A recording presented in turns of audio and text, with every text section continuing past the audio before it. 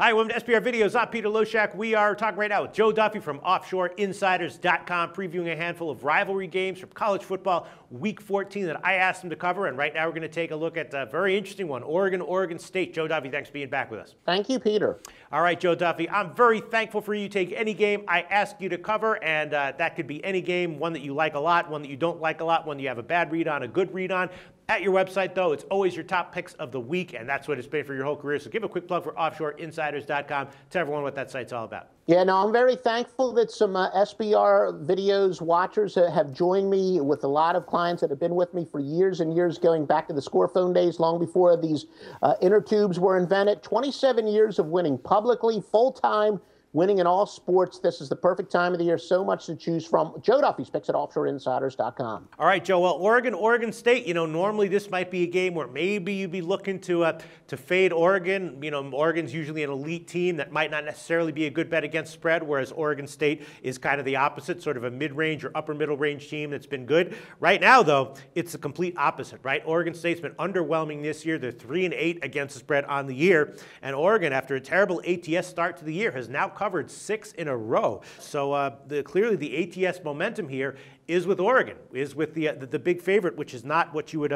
maybe normally expect to see in a situation like this. Interestingly, though, the line has gotten bet down, and the question is just, is this too many points? I don't know. Oregon State doesn't really have the offense that they might have had in the past. Not an explosive offense, but a decent offense. Their receivers are not what they have been maybe at times in the past. So I'm thinking this looks close to being about right, and maybe Oregon's the play here. I mean, does Oregon State have the offense to keep up with Oregon? What do you think, Joe? Yeah, no, this is a case when we look at it from a motivational standpoint. Oregon, they don't need any of the style points. If they win this game and they win the Pac-10 championship game, they're certainly in the playoffs, so there's not that motivation here. But I think the key here is anytime you have a game that's supposed to be a blowout like this, the key to pulling off of the upset, especially when you're playing a high-powered offense like Oregon, would be to run the ball successfully, keep the ball away from them. The problem is Oregon State, the last few weeks, they've been ravaged by injuries at the running back position.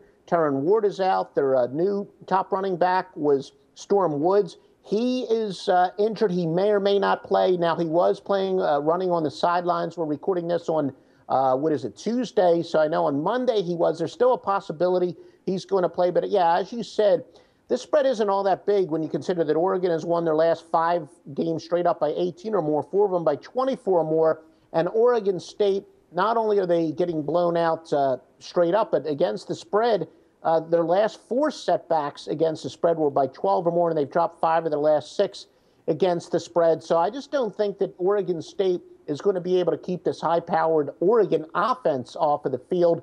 And even though they don't necessarily have the motivation to blow Oregon State out, I think this game's going to get ugly. I'm going to lay the lumber, Mr. Loshak. Yeah, it's just 19.5 points. And I'm wondering, though, why the line got bet down. I guess that could be like big action that's not necessarily sharp, that just made it take a small jump down from 20.5 to 19.5. But I'm just not quite seeing Oregon State as being the kind of team that was in the past, maybe a little bit under the radar, having value as an underdog. Maybe that's the way people are betting. Why do you think this line went down a bit? Yeah, no, I think the fact that there was some question about Storm Woods, who I said is the new #1 man, would he play at all? And the fact that he was at least running on the sidelines on Monday means that, he might be a little bit more questionable to probable, where there was some thought, and there's still a possibility Oregon State could be down to their #4 running back. So we don't know if they're going to be having their #2 running back starting, or maybe even their #4 running back. So I think there's going to be a lot of line movement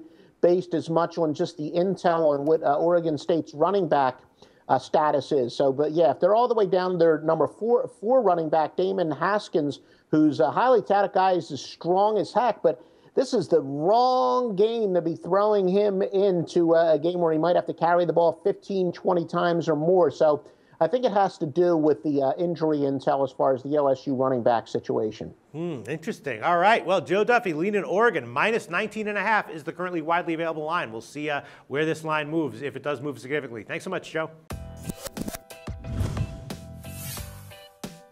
The SBR Network offers free sports picks and game breakdowns. Big money free betting contests year-round.